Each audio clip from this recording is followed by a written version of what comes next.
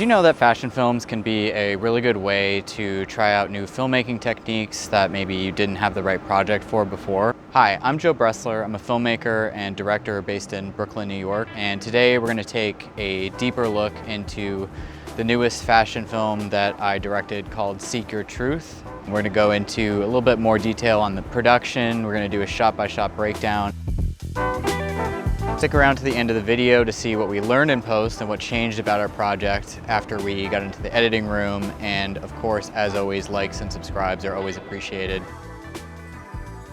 In fashion films, you have a little bit more room to experiment and try out different shots because they're less about a narrative and more about showcasing a feeling. Because of that, it's a good playground for trying out new techniques and ideas. Seek Your Truth started as an idea for a short fashion film that was based on water, and actually originally I wanted to use it as an opportunity to try lighting through water and using water caustic patterns to light a scene and light a model. And then through that process of fleshing out that idea, we kind of discovered other ideas we wanted to try, like shooting through water in containers and using the distortions that you get to create really cool images. Seek Your Truth explores a fictional narrator's mental health journey and shows them kind of flowing through different mind states and using water as a sort of vehicle for moving between these moods.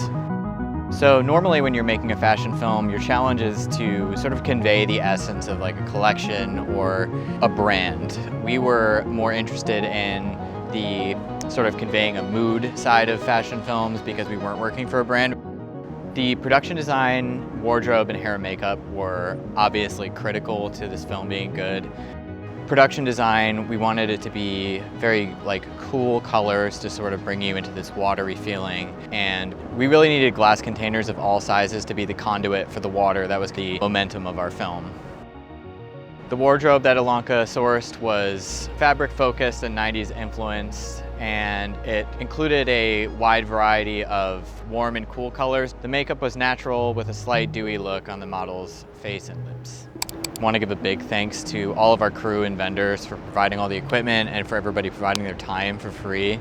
Projects like this are really hard to do without people donating their time and equipment. I'm also always flexible with crew, even when, they have to bail like the day before, or the week before on the shoot. I totally understand. A good example of something like that happening was one of our vendors was going to rent us a set of Cook S4s, and the night before at 9 p.m. they went away, and we had to source the NYC Athenas that we shot the film on literally at 10 p.m. the night before. Shout out to Larkin Donnelly, the DP friend of mine, who let me use his lenses for this. Speaking of camera equipment, we shot the film on the OG Alexa Mini. Like I said before, we shot on the NYC Athenas kind of out of necessity, but after using them, I thought that they were really fantastic and would definitely like to do another project with them. As far as camera support is concerned, we just shot on sticks the whole time. There's no reason to go off sticks. Everything was very deliberately composed. Everything needed to kind of be in the exact right place to get the images that we were after. Lighting-wise, our units were all aperture units. I love the app. I think there's nothing wrong with using all aperture units. That's what we did. We loved it.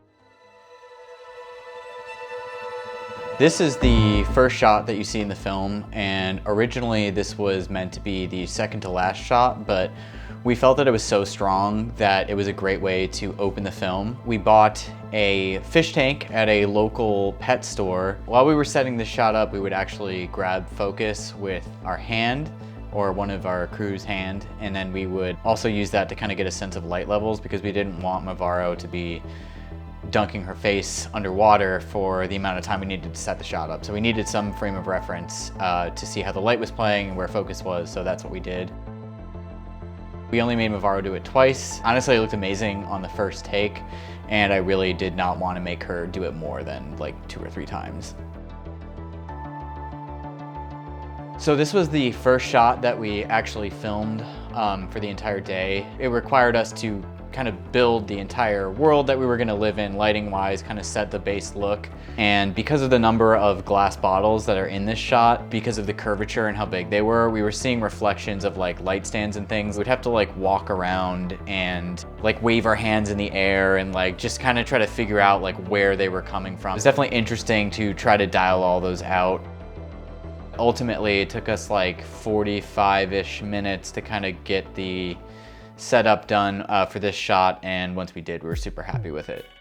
These shots were captured as a quick cut texture moment, showing water flowing as a way to sort of introduce some momentum to the film and also, again, kind of tell the story of water being the conduit between these different moods. We captured these shots simply by sometimes pouring water into the fish tank out of a glass, or other times using a pipette to sort of do like really little drops into the tank in order to get some different effects. I think these shots are probably the most memorable parts of the film, and I love the way that she's being stretched in this shot. I feel like this is something that people would like try to do in post-production and it would take forever. Just doing it practically is so much easier and so much more fun to try to make these shots. To get this effect, we shot on a 25mm lens, and we moved the lens super close to the container, which was super long and sort of narrow. And by having the lens super close, it allowed what we were seeing through the container to fill the frame. It created this effect where it didn't look like we were really looking into anything, but she was kind of stretching and tearing apart, and it just created this super like dramatic, interesting look.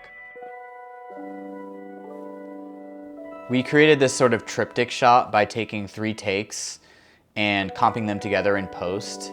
I did this by creating a compound clip in DaVinci Resolve and making within that compound clip a layer for each position. So it'd be like red layer left, red center, red right, and the same for blue. Blue center, blue left, blue right.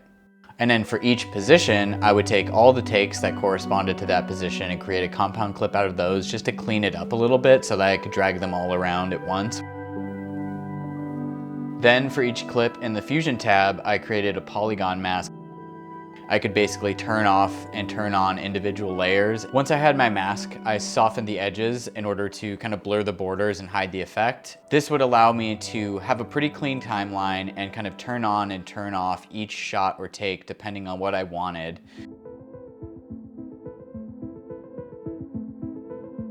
The narrative that we were looking for was not really coming through as strongly as we needed it to with the visuals alone. We decided to write a voiceover script after we had cut the film together, which was an interesting process. Alonka and I took turns writing scripts and passed them back and forth, and after a few revisions, we landed on something that we both liked.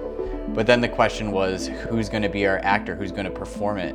My girlfriend Nikki is a brilliant performer, so I thought, why not ask Nikki to do it? And she was down, and we locked it in. Color, it was done by Andrew Scene, and we did 2 rounds. Andrew knocked it out of the park. Super happy with this grainy, filmic, saturated look that he went for, and I really like what he did with the water shots specifically because he brought out a lot of contrast that really made those feel special. The sound design was done by Colton Jackson, yet again. I love the way that he dipped in and out of low pass filters. I'm underwater. To sort of emulate what it would sound like if you were dunking your head under the water. That was super important to me creatively. He really did a good job of sort of like pulling all the elements together and integrating the voiceover seamlessly. I love making passion projects. I love collaborating with friends. I'm so grateful for everybody that participated in this. If you liked this video, I have other film breakdowns that you can check out if you want to click into my profile. Of course, likes and subscribes are always appreciated. Please don't be shy. Share your thoughts about this breakdown and the film itself down in the comments, and thanks so much for watching.